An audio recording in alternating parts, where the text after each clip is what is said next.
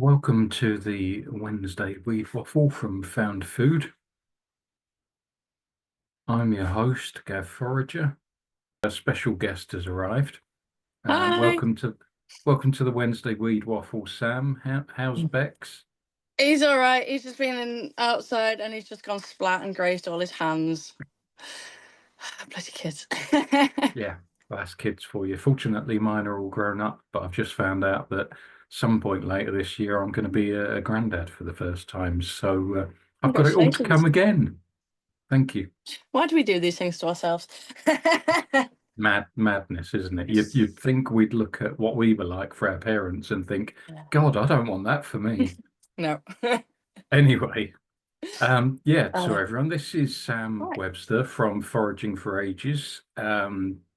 Sam also runs the British Wild Food Festival and is currently midway through the Wild Biome project. And I would describe Sam as a master forager, Okay. someone who really, really knows her stuff and Oh, I feel like it today. very. Let me show you this.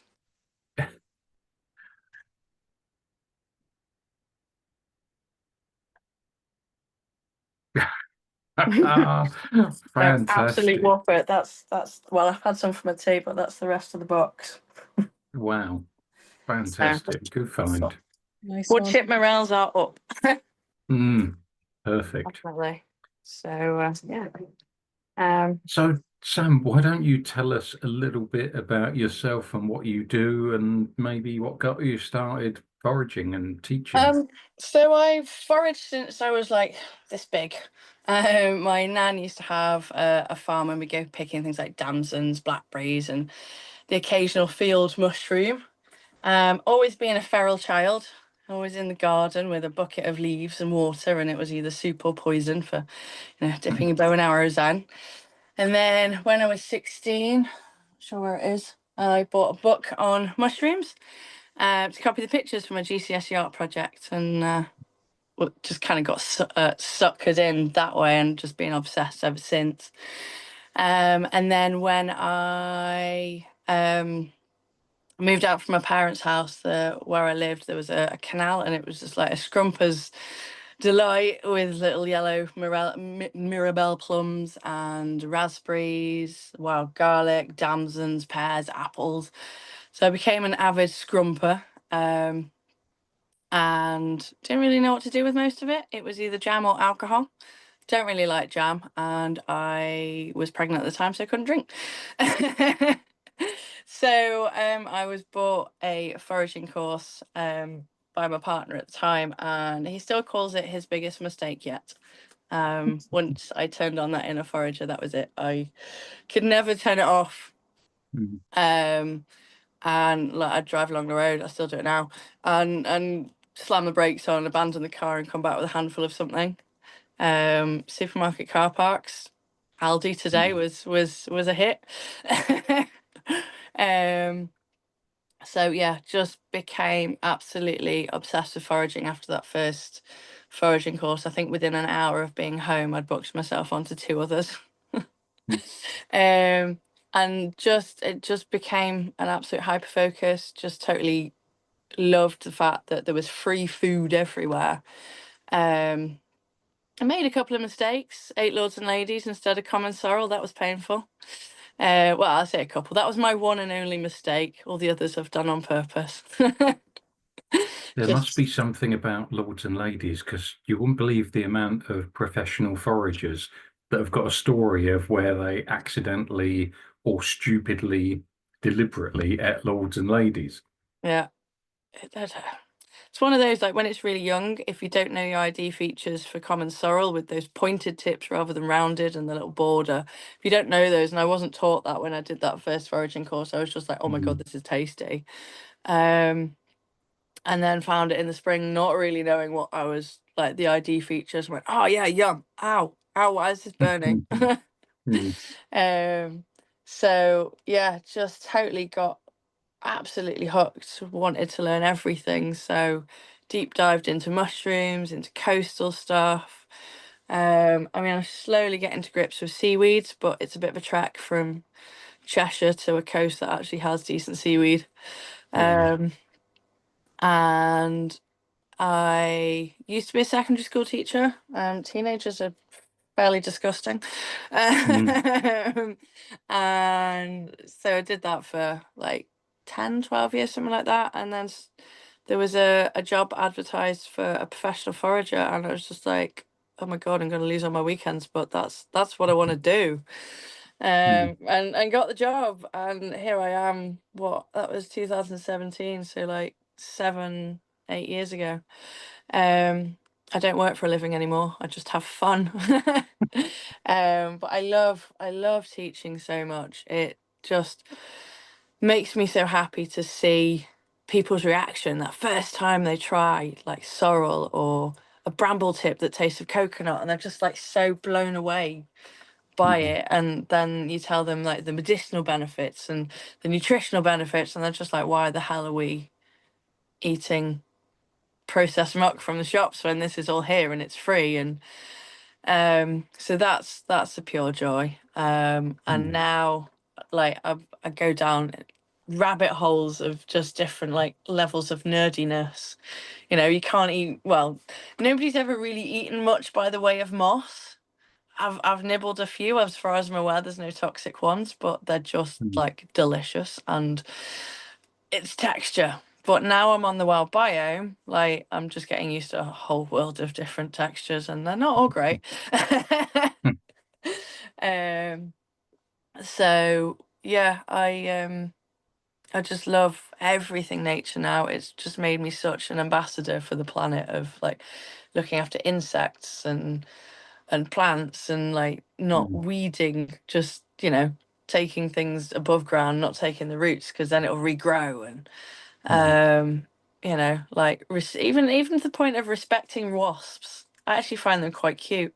They are a really important pollinator, Yeah. and really valuable to the ecosystem. And Yeah. I found my place now in that ecosystem, and I feel part of it, and especially more so on the biome. Um, so the wild biome is a citizen science project, organised by a lady called Mo Wild. Great surname for a forager. She did 12 months as a pilot study to see if her and her partner could survive only on wild food, and they did. They thrived. Um, Matthew is diabetic, and his blood sugar flatlined through the whole thing. I had a blood sugar monitor on the week before and the first week of my diet, and the week before it was just like the Mm. Himalayan mountains, and then it became the plains of Africa and totally flat. First week in, which was just like wow. Mm. Um, and so I'm doing 3 months of only eating wild food. So I've learned loads of new skills. I've learned to fish, which I love fishing. That's so much fun. I am hoping to get a little bit of hunting in, but I'm not very good at that. If I could hunt with a bow and arrow, it would be great, but I can't. It's Mm. illegal, sadly. Um, and so just learnt loads of new skills, which has been really fantastic. And then um, learned some new kitchen skills. I made some acorn and sweet chestnut tacos yesterday, and they actually stayed together with my venison kebab, which was just incredible. But it was tough. It was a real culture shock, changing from having really flavorful, punchy chili and all of those amazing spices we get from abroad to, oh, it's just like meat and two veg. But having quite a good stash of rose hips has really helped. Having that like Mm. tomatoey and um, just sort of creating normal dishes with wild food and just doing all the substitutes Yeah. has really helped. And I'm enjoying sharing my story about it as well, and just like Mm. being an advocate again for wild food and it being amazing. And that then leads into the festival, Yeah, well, before which, you start on that, I go on. just want to say I've been following your Instagram. I do anyway, Yeah. but yeah, it's fascinating seeing the stuff that you've been making over the last Yeah. couple of weeks. It's amazing. I mean, it doesn't Um, always look like that. That's why I've stopped sharing every day because, at 6:30 in the morning when you've got to get the kids out for 7:30 and hmm. make their breakfast, make their lunches, get everything ready and feed yourself. And some of the breakfasts I've made have taken me like over an hour to make the damn thing. So, And you're not allowed to just nick a little bit of the kids either. no, I think that was one of the hardest days. Was I decided I was going to make some crackers and some mackerel pate. So I made mayonnaise using cider vinegar, and we're allowed eggs. We have a conversion chart. So if you see a wild bird's nest, identify the bird and then like equate it then to the number of chicken eggs because it's illegal to forage Hmm. eggs in the UK. So a robin's nest is half an egg 3 times. Hmm. And a mute swan is 15 eggs. So I've been down the river going, oh, there's a Wow. swan's nest. um, so yeah, we're allowed eggs. So I've made some like carnivore mayonnaise with goose fat and um, egg and vinegar and stuff. And that having those condiments, I've got some Hawthorn ketchup, and just having those condiments just lifts everything and just makes it like Michelin starred almost, which is really Yeah, I bet. nice. Um, but I am missing a slice of sourdough toast with some hummus. um, So that's fantastic, but we really, really need to get on to the next bit of yep, today because it's coming up soon, the British Wild Food Festival. yes. How So did that come about? I mean, that was a conversation with Mark Williams um, at the Scottish Wild Food Festival a couple of years ago, and he just said, "You guys need to do an English one," and my ADHD just went, "Yeah, yeah, we should. I'll do that." So, having absolutely no experience organising a festival or anything like that, I did it. So last year was the first one. It's at Hawkstone Park Follies in Shropshire, which is just south of Market Drayton. It's my absolute happy place. It is the most incredible place to visit. Um, there's just an energy in that woodland that just makes everything feel good. um, and so last year we had lots of foragers doing walks and some talks and some cooking demos, and we've got quite a lot of them raring to come back, yourself included, Gav. Yeah. Um, and this year I've included a wild food cook-off. So a bit like a ready steady cook style. They're going to be given some protein, and they're allowed £25 worth of supermarket staples, so like rice, pasta, flour, whatever, and then as many wild ingredients as they want, and they've got an hour to make something yummy. And hopefully there'll be Cool. lots of little tasters to come around the audience as well, so you get lots of little nibbles. We've got Valentine Warner, if anybody remembers him from the noughties, coming to do a talk on foraging around the world. We've got a talk on foraging law, which is obviously really important to know what we can and can't do in the foraging world. You've got an opportunity to come and have a go at truffle hunting with your dog. Um, some other fantastic cooking demos. We've got a couple of wild feasts as well. So a lady called Lucy Cook is doing a wild lunch, like a buffet style, and talking you through all the ingredients. And then in the evening, Alex, the Force of Nature chef, and Rob, the Cotswold forager, are doing a 100% wild dining experience in the evening. And that's Alex is also doing the wild biome, and I think there's about 9 of us that are going to be there that are doing wild biome, and we all want feeding, so we convinced him Hmm. to do an entirely wild menu, which is Hmm. quite a rare thing to get Yeah. from dining experiences, because it is tricky without the gluten and the sugar and whatnot. But Alex is an incredible chef. Hmm. So be over the 2 days. We've got lots of activities for the kids. I've been making some giant lawn games for them, as well as there's some family friendly talks and workshops, and there's a chocolate tasting one for them. So some wild chocolate. So lots and lots going on. The lineup is Mm. huge this year.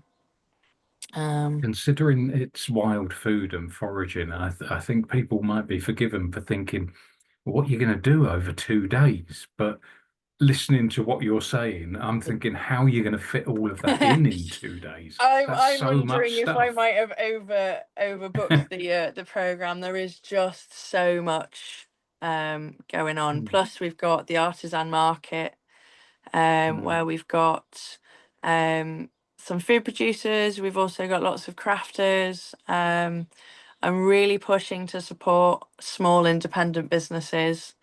mm, Doing all this on my own, I realised how hard it is. And same with the Foraging Forages side of my business. It's like us little people doing it on our own need a big step up. And if I can give mm. people even just a little one, get them recognised and things like that, then that's huge. You know, I Yeah, well, it's only the second year, so yeah, yeah, it feels like there's a lot going on this year, but you won't know until after it's yes, finished, will you? You'll be yes. able to sit back and say, no, got that wrong, need to do that different next year. Yeah, I mean, I was bowled over last year that my only feedback was it was too far to walk because I'd spread it over the whole 100 acres. Yeah. So I've condensed that, and that they wanted some extra toilets in the valley. So Mhm. that was my only negative feedback. Which, if that's all I'm Mm. getting in my first year, then I think I did all right. Yeah. So Well, many people were happy. I can say as someone who was there as a worker, Yeah, then it was great. good. And like you said, the only feedback I heard from anyone Yeah, was about the distances walking. yeah, Um, so yeah, from our yeah, point of view, it was a great event. I'm yeah. pleased to be there for a second year. Yeah. I can't wait to have you. I think you've sold a few tickets already as well. Yeah, yeah, I Yay. saw that. It's yeah, Uh, it's so all good. it's all good. They're getting booked up. Yay. It's Mm, always the big stress, especially as everybody leaves it to the last minute to buy the tickets. yeah, yeah, absolutely. Um, It's always the way. yeah. I have to say that I might be picking your brains at some point because, you said you went to the Scottish Wild Food Festival and that Yes. inspired you to do the British Wild Food Festival Are you doing the because we Welsh needed one? one in England. Well, funnily enough, there's someone on this call that I'm going to blame entirely for suggesting that we should do a Welsh Wild Food Festival. Um, Fair enough. it's just an embryo of a thought at the moment. So, Yeah. so yeah, it might happen Yeah. Do it. sometime later in the year. Yeah. Or Well, I, yeah. I, I owe a lot to the Scottish Wild Food Festival. Phyllis, the lady that runs it. Um, I was put in touch with her, and she helped me out loads with like how to run the festival. And then when I went up to see her, she just gave me lots of hugs and said, "You're going to need these." Yeah. So yes, I'm more than happy to help. But yeah, good luck. It's tough. Mm. Yeah. It's fun, Yeah. Mm. and especially when your friends are the people doing the workshops and things, and then it just becomes like one big jolly, and then all the customers coming and having a great time just makes it the best thing. Second after my children, possibly. Mm. Possibly. It might be first. I'm not sure. Depending But on how much they're falling over at the yeah. time. Yeah. So yeah, it's just the best thing I've ever done. Um, you know, I know that once I put my mind to something, I make it happen, but I was Mm. felt out my depth for quite a bit of it, and then it all came Mm. together. But that's thanks to like you and everybody else that came and did incredible workshops. I can't do it without you guys. So organizing you Well, guys is the hardest thing. It's like trying to get squirrels to line up for a photograph. yeah, I can imagine. Made even worse that you're trying to organise friends as well. Yeah, So you don't want to be too shouty. yeah. I'm not shouty anyway. I don't do that. I hate it. But I'm just like, do you remember that thing? Mm. I need your insurance. Yeah. And we're all great at remembering as well. I can't tell you how many times you've put on the group chat, by the way, get this thing done, get it in. Yeah. And I've had to say to you, did I do that? Because I can't remember Yes. whether I did it or not. Yes. Yeah. So yeah. So yeah, it's like herding cats. I can Yes, completely it is. understand that. It is. But then once you're there, you just if anything crops up, you deal with it and just just soak up then everybody having a great time. And I look through the photos now and like I think it was about a month, maybe about 2 weeks after because it was such an amazing dopamine high.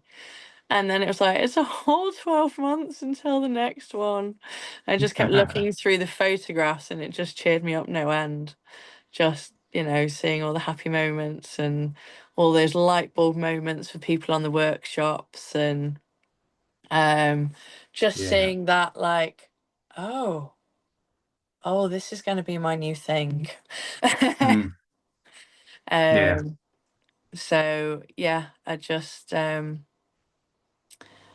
yeah, it's the best thing I've ever done. Okay, so um this has been fantastic, Sam. It's been really nice to hear from you and hear what you're up to and share what's going on with the food festival with everyone else. If it's okay with you, I'd just like to give everyone the opportunity, if you want, if you've got any yeah, questions, you want yeah, or go for anything it. to say, just unmute yourselves and shout out. This is where they've all gone for a coffee and just left us. Yeah, So it's yeah, only me. Hi, Oh, Bob. hello. Yeah, I'm just wanting to ask a really cheeky question, really, a total foraging question about yeah, dog's go for it. mercury. Does that exist in any kind of plane of edible realm or not? No. Yeah, No. it really pisses me off because there's so much of it around, isn't there? It's just Yeah. you must I be mean, giving it's somewhere. a good indicator of ancient woodland. Mm. Um, and it's yeah, it is just a nightmare. It's abundant and doesn't have any real use unless you want to give yourself essentially mercury poisoning. Good for that, thanks. Got it in my teeth. Or someone else. No, these things are found out on toxicology. You can't get away with it anymore. Mm. Yes. Any other questions? I was told by a family once that they've all made sure that everyone who knows them that if they die suddenly and horribly, that the police are to look into me. Uh, but my argument was, well, then you're perfectly safe from me because everyone knows that I'm a Yeah, forager and I know all about poisonous yeah, plants. So I'm going to be the first one that they go yeah, looking at. yeah. You'll never get away with it. No. Yeah. I mean, if I get to the point where I get so old and decrepit and like, need to euthanize, then you'll find it in my blood toxicology, but I Yeah. wouldn't get away with anybody else. It's just Mm. deciding which one to use. Mm. Um, When I think about the volume of hemlock water droplet around here in all the rivers and all the waterways, easy choice. yeah, but it's not a nice way to go. Like that synapse firing until you end up with rigor mortis because of all the lactic acid buildup. That's got to be painful. And the sardonic grin as well. Yeah, no thanks. And it's the same with like a death cap, like Mm, 12 hours of vomiting and diarrhea. Do I really want that before I go? mm. I have Maybe to say, monk's hood. I'm enjoying your dark twist that's just happened from Dog's Mercury. Like, how can we kill people and get away with it? Mwahaha. Oh, I've got a friend in my village who's a retired toxicologist. So we sit regularly over a brew and like go through, right, how many espressos? 67 for a person of 70 kilos. Oh, okay. Mm, um yeah, your LD50 lethal dose for 50% of the population. I love poison. I find it fascinating. mm. And have I got time to do a little story about giant hogweed, common hogweed? Oh, go on. Go on. So I've always like giant hogweed's just beautiful. I love going and seeing it and poking it and playing with the risk. And I've always wanted to know what a burn would feel like, because I'm a bit mad like that. You know, what does it feel like? So I've not burnt myself a giant hogweed. I've done it with common. So on my courses, I talk about the phenocoumarins and it destroying your skin cells and stopping you producing melanin and all this and that and the other. And it's always the strimmers that get common hogweed burns. And it was 2022, and I was like, I'd read a study done by some scientists where they tested how much of this compound was in a single plant. And it's also in parsnips and a few other things. And it's not enough in a single plant of common hogweed to actually do much damage to your skin unless you're really, really sensitive and don't have a lot of melanin in the first place. And they clear-felled this plant and they tested the neighbouring ones, and it had increased slightly. And then they clear-felled those, and then they tested the neighbouring ones, and again it increased, and it kept increasing until actually it was quite a potent dose. Great example of plants talking to each other, going, guys, something's eating us, something's picking us, send out the chemical that makes us either taste different or just protects them. So I was out with a forager called Freya, and we were making spanakopita, lots of them, which is it? Where's it from? I can't remember where it's from. Greek. But It's Greek. a Greek That's pastry. it. Yeah, Greek. Puff pastry, feta cheese, lots of weeds, and hogweed shoots. The young shoots go fantastic in them. So we'd got a patch of hogweed. It was just all hogweed, and it must have been about 20 meters square. So the first one I picked, got the sap, and I rubbed it here on my arm. And then 20 minutes later, I got another one and I rubbed it here on my arm. And then the last one I'd picked, I think we were picking for about 45 minutes or something. I rubbed it, you won't be able to see over Zoom, but I rubbed it here on my arm. Walked around in the sun all day going, come on, do the thing, do the thing. Nothing. 3 days later, totally forgotten that I'd done this. I was out in the sun and I was like, why is my arm so itchy? And then this rash appeared, and then I got a blister, and I was like, oh, I know what I've done. So the place where I'd rubbed the first stem, there was no reaction, nothing. It was perfectly fine. Where I'd rubbed the second stem, I got a really lumpy, bumpy red rash, and the third one was where I got the blister. So just shows that sort of level of potency had increased. I coped with it for about 2 weeks and then had to ring the doctors and said that I'd done a stupid thing, and he called me an idiot and gave me some magic cream. And it did tingle for a month or so afterwards when I went out in the sun, but I didn't get a blister or anything like that. But yeah, hogweed burns are the itchiest thing you can ever experience. It's like literally having lice crawling underneath your skin. It was waking me up and everything. It was awful. I mean, I'd probably do it again, but this time like in a cool shape, so I get a cool scar.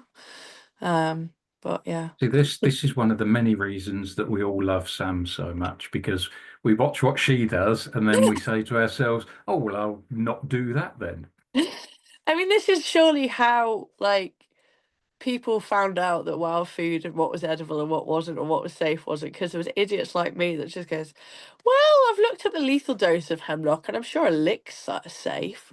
It wasn't. I got really bad burning. Yeah.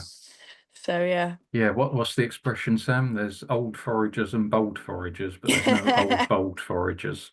And then there's idiots. Yeah. I'll put myself in the latter category. Right. Well, on that note, we've taken up the full half hour, and it's been absolutely fascinating, especially the stories at the end. They're brilliant. We've all got a few stories like that, but Sam's got the most by far. So it's been really fantastic having you. Thank you for having me. The weed waffle, Sam. Really interesting. Pleasure. I hope everyone else found it interesting. We'll be back next week, inspired by what we were just talking about. I think we'll do hemlock water drop work next week. So Nice. if any of you guys are around, you're welcome to come back and learn a little bit about that. And I definitely won't be eating it on camera as a demonstration, just so you know. I'd love to eat it. It smells incredible. It's like one It of my does. It favourite smells smells. lovely, doesn't it? Yeah.